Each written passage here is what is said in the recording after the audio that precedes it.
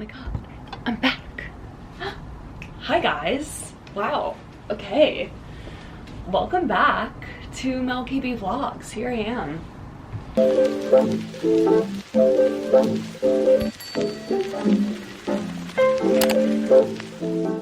There are a lot of new subscribers to my channel, which I'm so excited about. I think it's really cool, and a lot of you have requested very specific videos, kind of jumping off of my videos from last year, almost exactly a year ago, where I was, you know, vlogging myself doing audition season, all of that.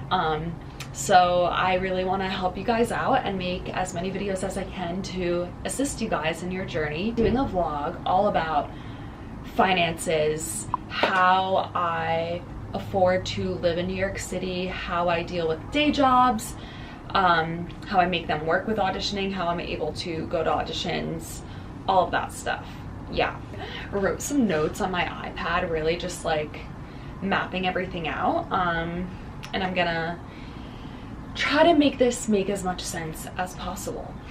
So here we go. All right, first I'm just gonna break it down how much you actually spend per month in New York City. So these are kind of my averages over the few years that I had lived in the city, and like what I would spend kind of on a monthly basis. So on average, my rent plus utilities would always be about $1,000. I've lived in different apartments, all kind of between, I would say, $850 and $950 per month. And then utilities with your Wi-Fi is always different. So I would say on average, your living expenses are about $1,000 per month here in New York City. I have always lived in Washington Heights. I have found that that has been the cheapest. I will say the market is really changing now because of coronavirus, so that might not hold true anymore and things might actually be more affordable. But yeah, I've always lived in Washington Heights. So about $1,000 for that. The unlimited MTA card, which you need when you're running around from day jobs, auditions, all of that, is $127 per month. Average, I would spend about $600 a month on food. Now, when you see a lot of like budget videos for different people living in different cities, or even people living in New York with like corporate jobs, they spend less on food, and I have found that it's just not possible to spend a super small amount on food being a performer living in New York with very crazy schedules. You have to eat a lot of food to sustain yourself. So really on average I spend about $600, and that includes me going to the grocery store, getting food from the grocery stores. They are more expensive in New York, and you know, meal prepping and all of that. But a lot of times your day is unexpected, like end up staying at an audition way longer than you thought, and you didn't pack a lunch. So what do you have to do? You have to go and get a lunch, or you end up picking a shift up at work, have to get lunch. I feel like a lot of times, like I would create a goal for myself, like, okay, no getting food out, and no matter how hard I tried, sometimes it just was not possible. And I would pack for my whole day food with me, and sometimes I would have a really, really hard dance class or like a really crazy audition where I ate all my food and I still needed more fuel, and you just have to go and get more.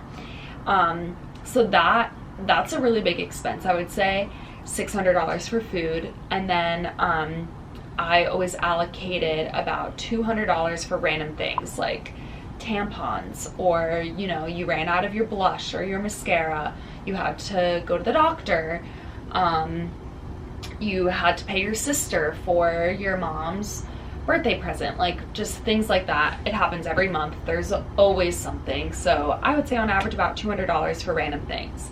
So the grand total for like the basis of living, surviving, being a human in New York City is about $1,800. And that's with being, you know, very financially responsible.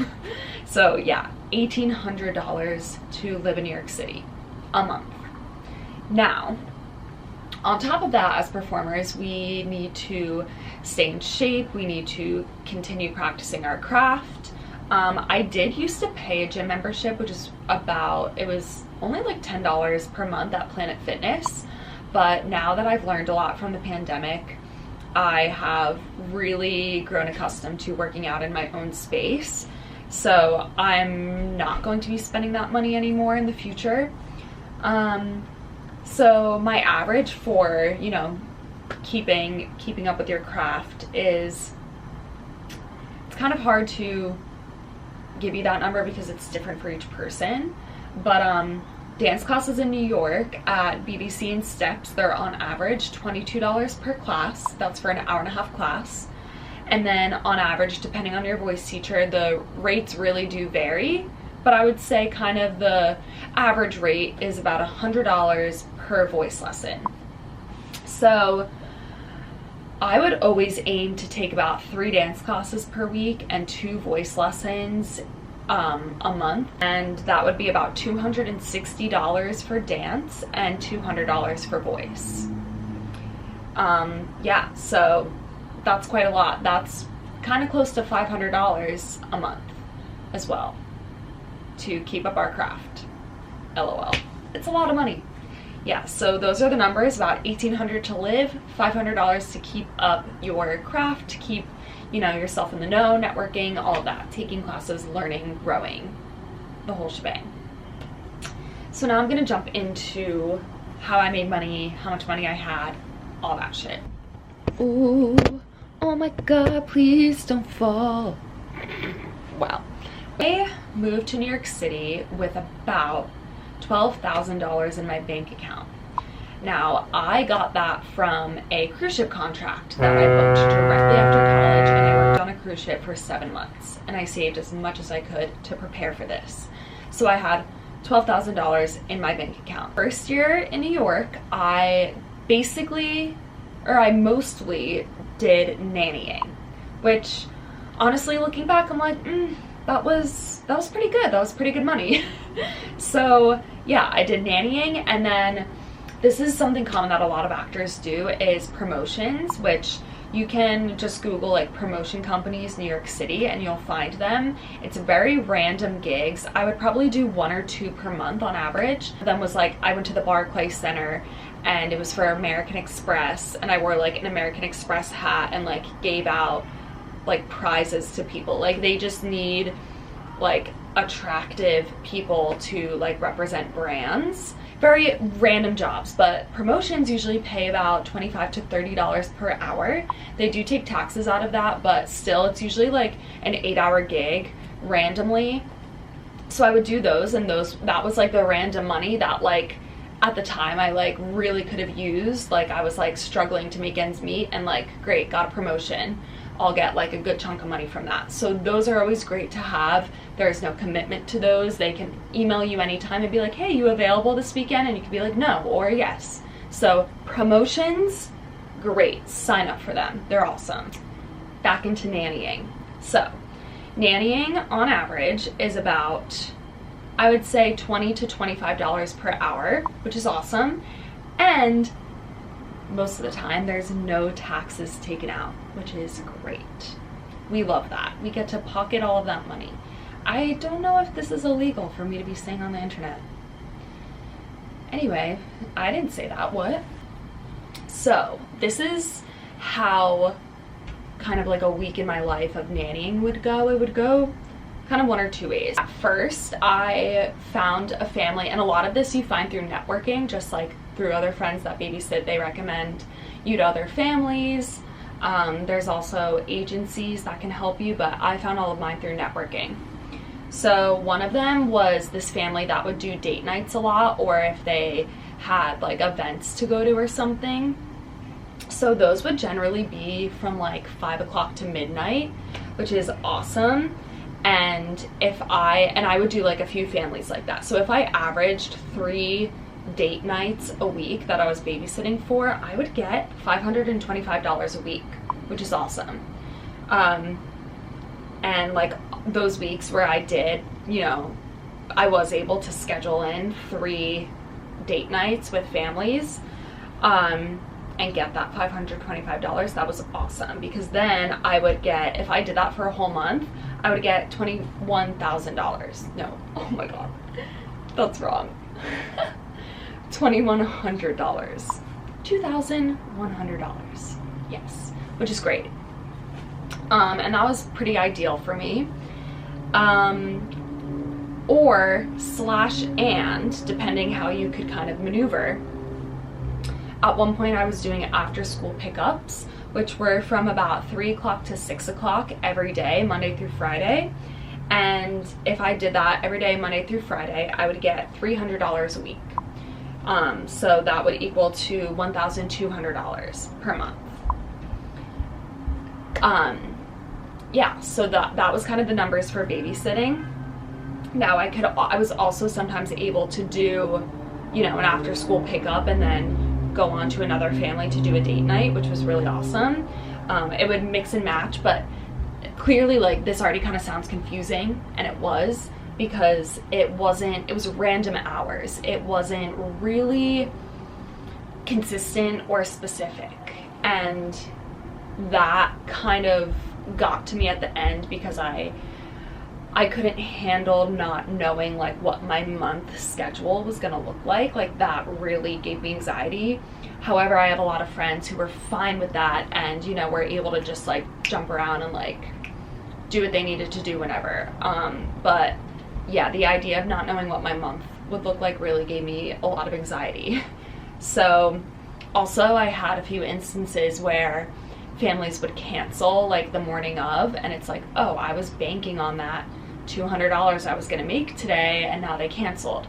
And that's kind of what you're dealing with when you're just working with, like, you know, people hiring you to do personal things. And another thing was sometimes the families would end up staying out way later than they planned. So there are definitely a few times where I would be babysitting and I had an open call to go to that I was planning on waking up at 6 a.m. for, and then I would babysit and the family wouldn't get home until 2 a.m. and I would be exhausted, and, you know, not having that like specific end time. Like, I can't just be like, bye kids, I gotta go. Like, you have to stay there. You're literally responsible for children. So that was a little bit difficult. And then lastly, it can be emotionally draining, especially when you're auditioning, you're running around, and then you are kind of playing the role of a mother to children. You know, you have to be there for their emotional needs as well, and a lot of times it can just be really draining to take care of children. I will say, for my first year in the city, it worked out really well. Like, I think it helped me a lot and it kept me afloat for sure. But the cons for me were the inconsistent schedule, that it could be emotionally draining, and that it was unpredictable. I guess that works with inconsistent. Well, you know what I mean. You get what I'm saying. But yeah, that's what I have to say about babysitting. So money-wise, babysitting is probably the best. So if you do have the type of personality where you can, you know, deal with maybe making less one week because you weren't able to book with families, but then the next week you like hustle and do extra or to balance it out, go for it. Definitely worked for me for a year, but after a year I was like, all right, I can't do this. So yeah, that's how babysitting works. How is this happening? There we go. Does that work? Sorry guys. Okay, so then the next option, and this is what I was doing last audition season, and I think for my mental health it was better for sure. So this is more like corporate jobs. Think front desk at a gym, front desk at a skincare place like I was working at. I also used to do a gym, retail, you know, all of that. So that on average is about $15 to $17 an hour. But what's great about like big corporations is you tend to get your schedule a month ahead of time. So you can literally get like your March schedule and be able to like put in all of your shifts for the month of March, which I loved because I just love to like look at my month and know what the heck is gonna happen. Another great thing is with the gym I worked at, as well as the spa that I worked at, I was able to email my manager every month and tell her what shifts I was open for. And I would do that by looking at all of the auditions for the upcoming month, and I would see, okay, great, there's this open call in the morning, so I'm open for the afternoon shift at work, or vice versa. So I was able to schedule around what auditions were happening and fit my shifts in there, which was great. So I would say with a corporate position, you have more control over your schedule, and you can just plan things a lot better. It is a lot less money though, and you do get taxes taken out, so that's like the give and take there. And then because it's less money, you have to work a lot more hours. So I was working on average 25 hours a week, which would be before taxes, $375 a week and $1,500 per month. So here's like an example of what, you know, a week would look like. Like I would work from 7 a.m. to 12 p.m. 3 times a week, and then I would always take the weekend shifts. I would do like maybe like a big 6-hour shift on a Saturday, 4 hours on a Sunday, things like that. So in that world, I was out of the house from 6 a.m. to late at night almost every day, because I was either at an audition for one half of the day, at work the other half of the day, every day. And on some days, probably 1 or 2 days a week, I would have like half of a day off, and then rarely I would get a full day off, which was heaven. So that's how that kind of lifestyle worked, which you saw in my recent vlog that I will put here if you haven't watched it. Yeah, so you can see there that both day job options are very different, and they both kind of have their pros and cons. So it really depends on what kind of person you are and how you can you know, manage the anxiety that comes with supporting yourself and, you know, still being healthy and stable enough to do well in your auditions, which is the reason you're in New York City, all of that. It's kind of crazy. It hurts my brain to like really look at all of this. So now, when you look back at everything, crunching the numbers, I still, if I worked as much as I could, you know, while balancing being able to take dance classes and going to the auditions, I still wouldn't make the amount of money I needed every month. I would usually have, it always fluctuated. Sometimes I would end up making a lot of money because maybe I got a lot of babysitting bookings or I got a lot of promos, whatever. But generally I would always have to dip into my savings, which is why that savings is so important. So over my first year, this is kind of how it's always worked, and kind of from talking to my friends, it seems like this happens to them too, but so I came to New York with $12,000 in my bank account. I was babysitting, doing all of that, and what I would do is for any money that I, you know, didn't make that month that I needed, I would take from my savings. So slowly over a year, I would chip away at my savings as well, and it got pretty low.